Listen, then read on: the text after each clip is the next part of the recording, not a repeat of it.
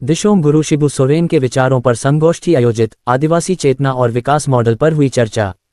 जिला प्रशासन बोकारो द्वारा आयोजित संगोष्ठी में कई घोषणाएं, आत्मकथ प्रतिमा की स्थापना, नशामुक्ति अभियान और रात्रि पाठशालाओं की शुरुआत की जाएगी। बीएस सिटी स्थित जायका हैपनिंग सभागार में जिला प्रशासन द्वारा दिशोम गुरु शिबू सोरेन के योगदान और उनके सर्वांगीण विकास मॉडल पर संगोष्ठी का आयोजन किया गया। कार्यक्रम में मुख्य अतिथि के रूप में प्रख्यात लेखक एवं चिंतक अनुज कुमार सिन्हा, विशिष्ट अतिथि डॉक्टर अभय सागर मिंज और उपायुक्त अजय नाथ झा सहित कई प्रशासनिक अधिकारी, सामाजिक कार्यकर्ता, शिक्षाविद एवं छात्र छात्राएं मौजूद रहे। संगोष्ठी में वक्ताओं ने दिशोम गुरु के जीवन संघर्ष और विचारधारा पर विस्तार से प्रकाश डाला।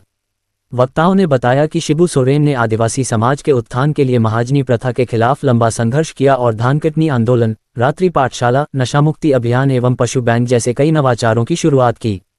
डॉक्टर अभय सागर मिंज ने कहा, आदिवासी का मतलब केवल जंगल, पत्ता और नृत्य नहीं है। हमें अपनी सांस्कृतिक चेतना और आत्मपहचान को समझना होगा।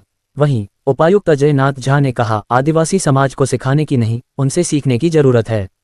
यही समावेशी विकास की दिशा है। उपायुक्त ने जिले में कई घोषणाएं की, जैसे सभी पंचायतों में रात्रि पाठशाला का आयोजन, 24x7 पुस्तकालय का संचालन पूरे जिले में हो, व्यापक स्तर पर नशामुक्ति अभियान की शुरुआत, ललपनिया पंचायत के लुगुबुरु घंटाबाड़ी में शिबू सोरेन की आत्मकथ प्रतिमा की स्थापना। कार्यक्रम की शुरुआत शिबू सोरेन के चित्र पर पुष्प अर्पण कर श्रद्धांजलि से हुई। अंत में कर्मा पर्व के अवसर पर पारंपरिक कर्मा नृत्य का आयोजन हुआ, जिसमें अतिथियों ने भी भाग लिया।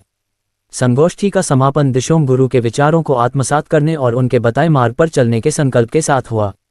यह आयोजन न केवल गुरुजी को श्रद्धांजलि था, बल्कि उनके विचारों को जन जन तक पहुंचाने की दिशा में एक महत्वपूर्ण कदम भी। के विचारों पर कैसे आगे बढ़ा जाए। 11 जनवरी को उनका जन्मदिवस था और 12 तारीख मुझे बहुत भीड़ थी उनके आवास पर। 12 तारीख को बहुत शांति से धूप में वो बैठे हुए थे। मैं उनके पास गया था। उन दिनों में वो लोगों को बहुत पहचान भी नहीं पाते थे, बहुत स्पष्ट पहचान का अभाव हो गया था, कम बोलते थे। लेकिन जब उनको बताया गया कि मुझे वो दुमका वाले साहब के रूप में जानते थे, मैं उनके पास गया, मिला। उन्होंने मुझे 2 बातें कही कि उसमें पहली बात ये थी कि नशा मुक्ति का जो अभियान है, नशा मुक्ति पर जो मैं प्रयास कर रहा था, वो कहीं ना कहीं अधूरा रह गया है।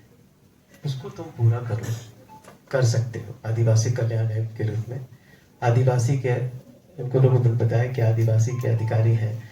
जिस समय शिबू सोरेन ने आश्रम में जो अपना अभियान चलाया था, आश्रम मतलब आश्रम पोखरी आश्रम में चलाया था, 74 से 76 तक का जो चलाया था, उस समय जो उन्होंने काम किया, सामूहिक खेती, जमीन आने के बाद कैसे उस पर उपज ज्यादा हो, वो एग्रीकल्चर बेस्ड जो होता है सो है, कुटीर उद्योग का है, पशुपालन का है, कैसे आप पौधा लगाएं, कैसे फिजूल खर्ची बंद करें, कैसे नशाबंदी पर जोर दें।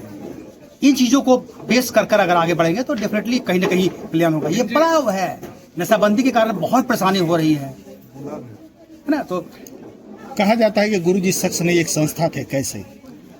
इसलिए ना कि आप देखेंगे, संस्था इसलिए थे कि उन्होंने इस स्टेट को इतना लीडर दिया, इतने लोगों को तैयार किया। वो हर दल में सारे लोग अभी भी जमे हुए हैं और वो कहीं ना कहीं स्टेट के और इस कंट्री के विकास में अपना काम योगदान दे रहे हैं। सोशल इंजीनियर थे, समाज के हर तबके को लोगों को जोड़ा था।